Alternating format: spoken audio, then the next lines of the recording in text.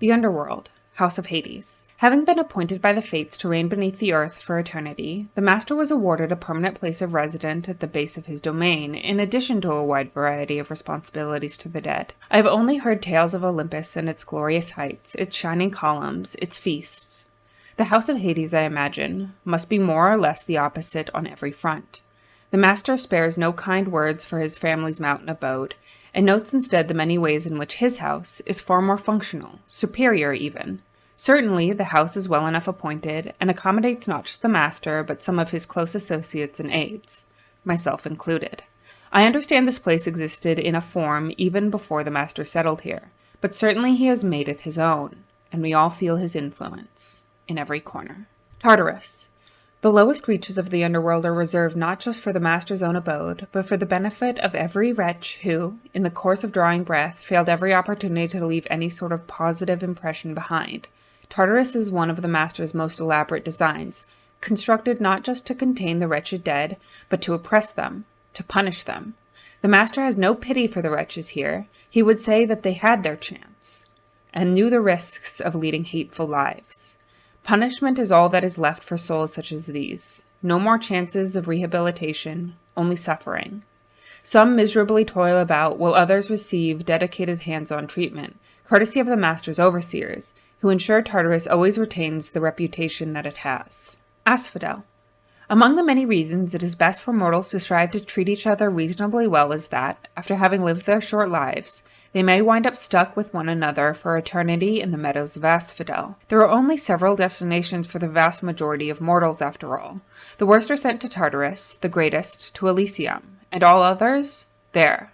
Asphodel is the vastest region of the underworld, not dissimilar in ways from soaring surface plains, save for the presence of the ever-burning River Phlegon. Some shades of Asphodel express concerns that the river threatens to flood, to engulf the meadows in fire and ash. At the House of Hades we have downplayed the likelihood of this, but we are ill-equipped to deal with the outcome should it come to pass.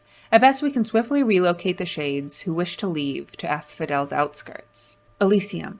Some mortals surely would wish to live forever if only they could, though, for the sensible ones, spending an eternity in the fields of Elysium would be their foremost choice, to be forever in that beautiful place, together with only the greatest souls to have ever lived. Elysium is the most exclusive, sparsely populated region in the underworld, and even still, it is perhaps the most well-known, although Tartarus has considerable notoriety as well. Only the great get in. Many mortals strive for greatness all their lives, never quite realizing there is no existing formula for it, not even a specific definition for it.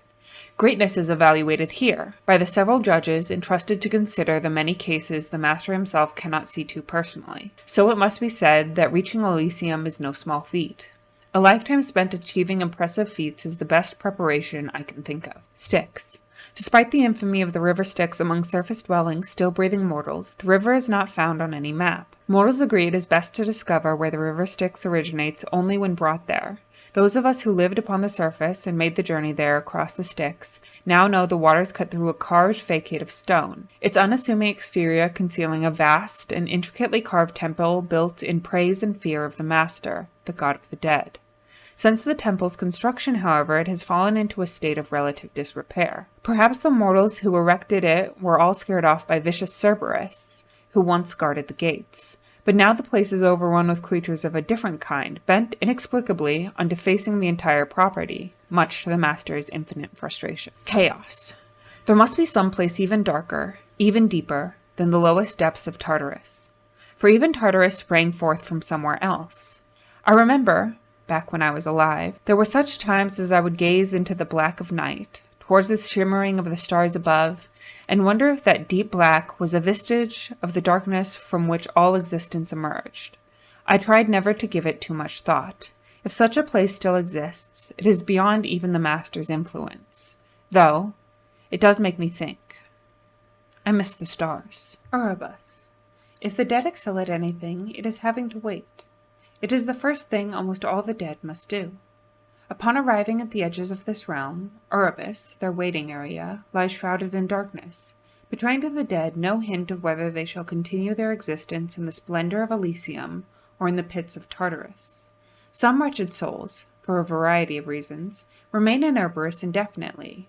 For these, The master sometimes offers a condition of reprieve to do his bidding, or to wait and wait and wait a while longer. Greece.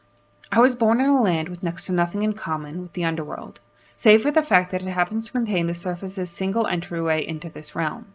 That is reason enough for me to should mention it here. Greece, as I remember it, was a vast, moody, beautiful country, and I am told both that there were many others like it, and none that compare. I can believe it either way, I think. Here in the Master's realm, we are well provided for, and do not suffer the whims of quite as many gods as often. Nevertheless, I must admit that there are aspects of my country that I miss from time to time. The stark, bright beauty of that strange, wondrous land. I saw so little of it, and even still, it stays with me like this. As for why the Underworld has but one known way in, from my country of all places, if there is only one way in, then there is only one way out.